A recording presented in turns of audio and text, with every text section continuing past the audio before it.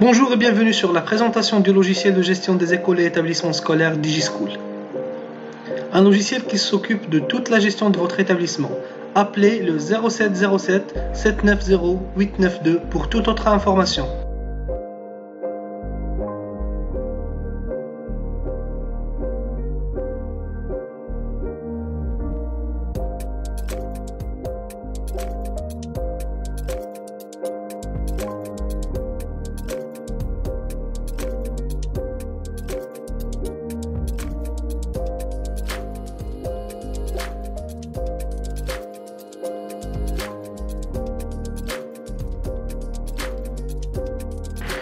Pour accéder à l'application, il faut utiliser un nom d'utilisateur et un mot de passe. Chaque utilisateur doit avoir son propre compte. Dans la première fois, utilisez admin comme mot de passe par défaut.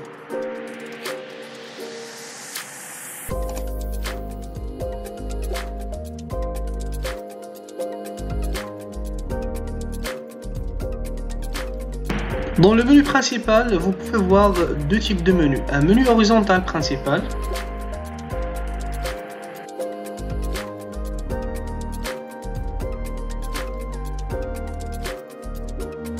et un menu de type ruban.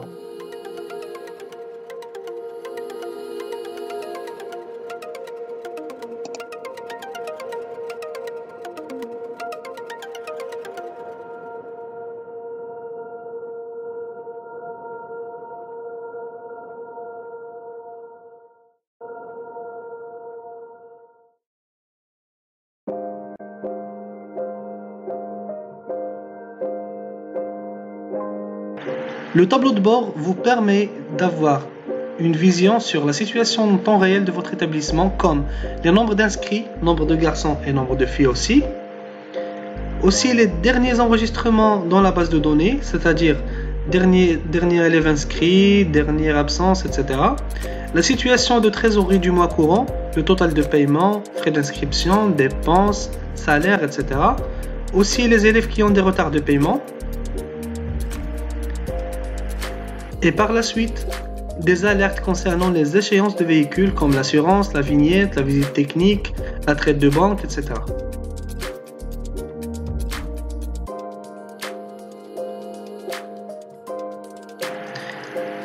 Comment voir les élèves et les inscriptions? Voici la liste des élèves inscrits. Aussi la liste des élèves qui n'ont pas été inscrits encore. On va ajouter un nouvel élève, le nom et le prénom de l'élève,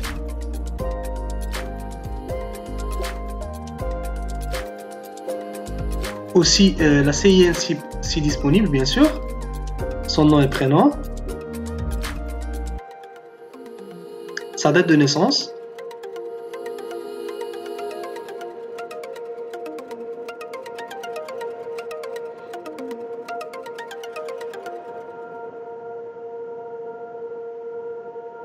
le genre, est-ce qu'il est masculin ou féminin? L'adresse de son logement.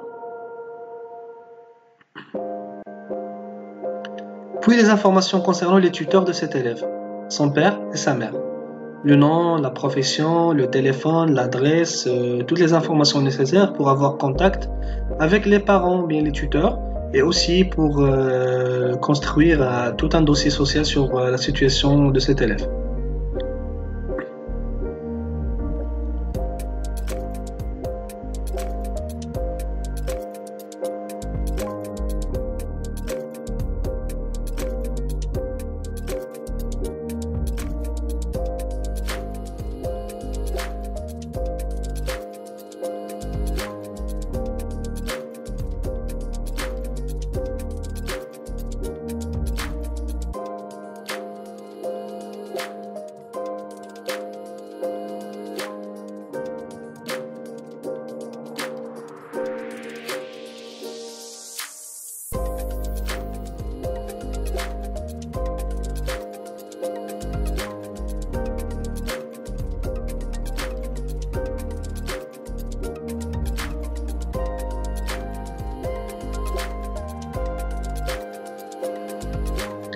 On a cité aussi la situation parentale, est-ce qu'ils sont ensemble ou bien divorcés, etc.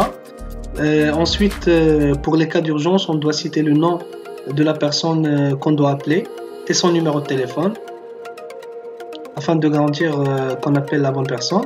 Par la suite, dans le fichier ou bien la fiche médicale, on peut citer les allergies aux nourritures et les allergies aux médicaments. Aussi, on peut dire si l'élève a des déficiences auditives, handicap, etc. Donc, on peut remplir sa fiche médicale et puis on peut aussi mettre des remarques concernant son comportement. Et puis on clique sur valider.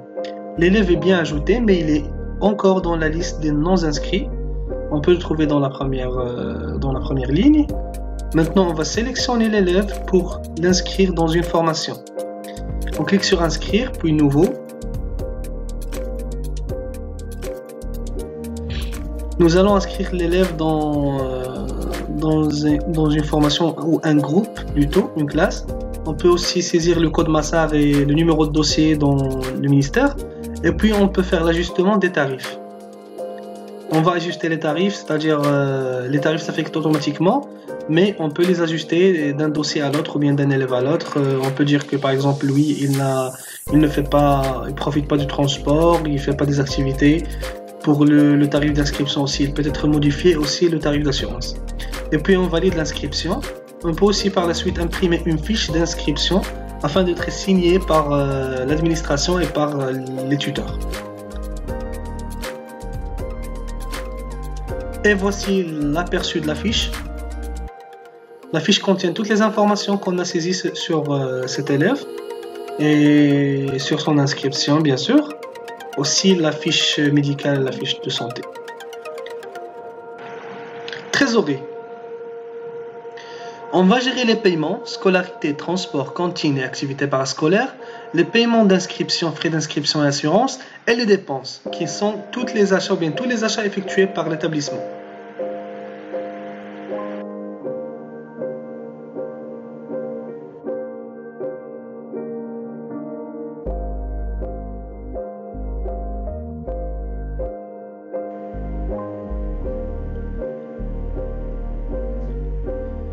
Nous allons commencer par faire un nouveau paiement de frais d'inscription.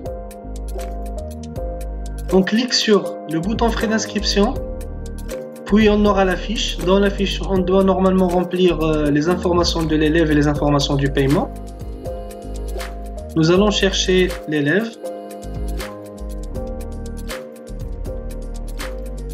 On double-clique, puis il nous affecte automatiquement le tarif.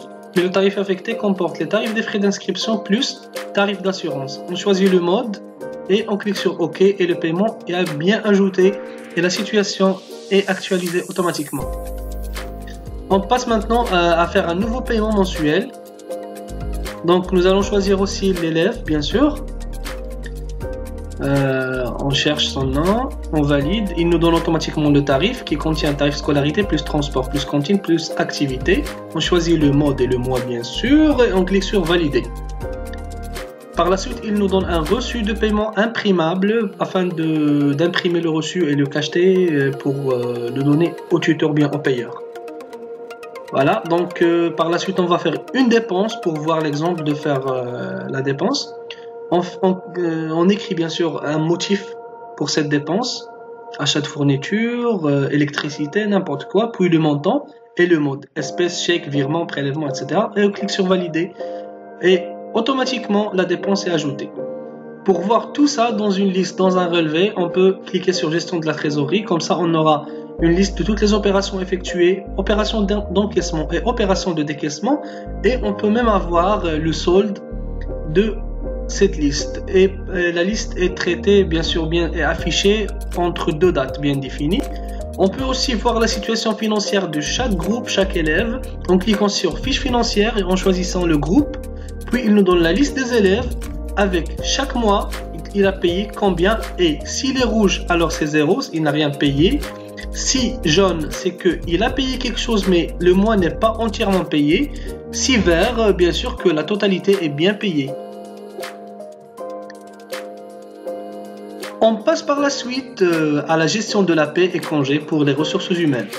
On va traiter les salaires, paiement des salaires et remboursement des vacataires, congés et absences, bien sûr les congés et les absences justifiées et non justifiées, et la rentabilité. On peut avoir même une situation de rentabilité pour chaque formateur selon les heures travaillées par mois.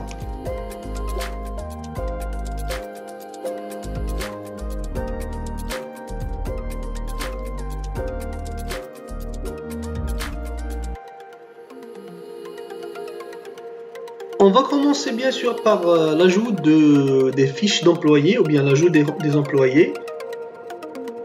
On va taper le nom, la date de naissance, l'adresse, le téléphone, aussi bien sûr l'email et la date d'embauche, c'est très important, le poste ou bien l'intitulé du poste et est-ce qu'il est formateur. Il faut absolument cocher formateur s'il est formateur.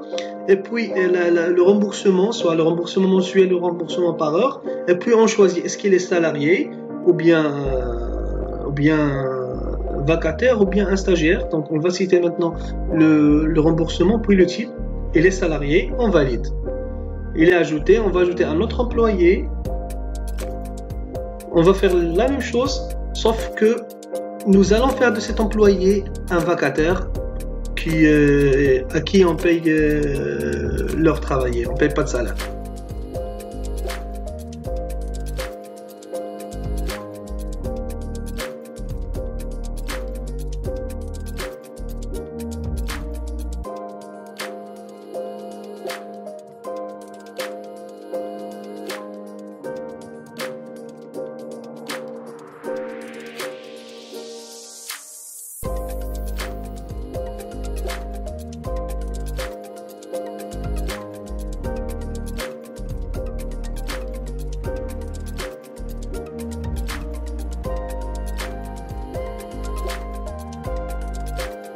Maintenant, nous allons payer un salaire pour notre premier employé, mais tout d'abord, nous allons faire la présence pour chaque employé.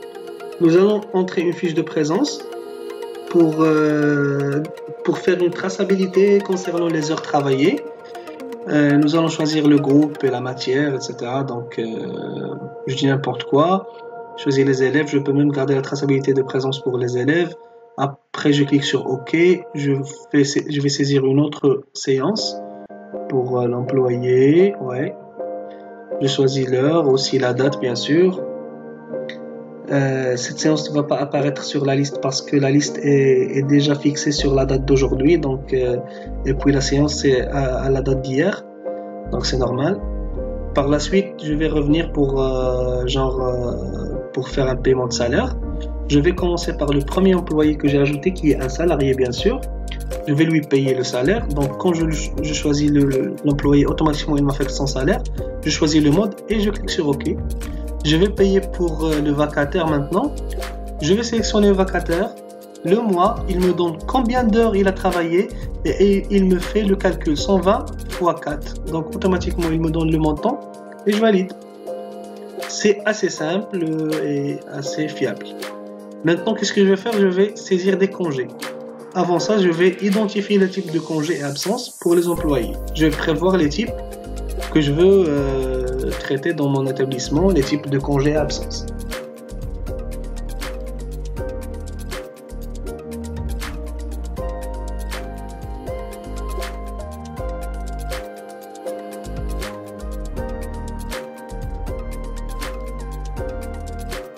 Après, je clique sur OK. Voilà, j'ai validé. Ensuite, je vais créer un nouveau congé ou absence pour un employé. Voici la date de début. Alors, je dois fixer aussi la date de fin. Et le type, bien sûr. J'ai oublié d'identifier l'heure. Donc, c'est très important. Puis, je vais choisir le type. Et si le congé ou l'absence est sans solde, donc il ne sera pas payé à ces heures-là qui est en congé ou en absence. Je dois cocher sans solde, puis je clique sur OK bien sûr. Donc pour voir la fiche de rentabilité, pour voir la rentabilité de chaque formateur, je peux voir la rentabilité mensuelle. Je peux voir une traçabilité sur les séances effectuées dans ce mois par chaque formateur. Pour la liste des congés, voici la liste des congés et absences. Je peux les filtrer par date aussi. Et voici la liste des paiements effectués aux employés. et je peux trouver le tout sur la trésorerie aussi. Je peux éditer aussi un bulletin de paie pour chaque employé à chaque mois. Il me donne le total et l'historique de paiement. Ensuite, on passe directement vers la gestion du parc automobile. Comment on peut ajouter des véhicules, les dépenses comme réparation, maintenance, changement de pièces, échéances aussi comme les assurances vignettes, visites techniques, traites bancaires, etc. Donc, on peut tout traiter.